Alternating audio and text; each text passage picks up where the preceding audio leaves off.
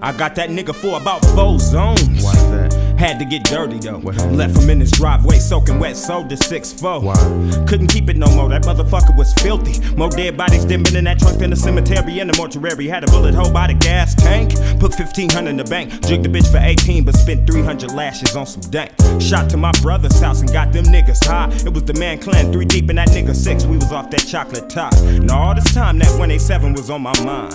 Shot the man in cold blood and knew his mama saw the drive by.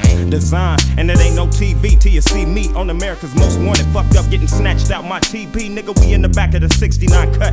And it's so foggy. Paranoia done got me on my strap. And I'm a fiend for raw meat. They say all niggas talk about is murdering and getting high. But situations get real filthy. And I got to have mine. With me, it's like American Express. I don't leave home without my Smith & Wesson bulletproof vest. I done dug myself a hole. Now I'm trying to climb back out. Then fuck with the wrong homies. I wish my little brother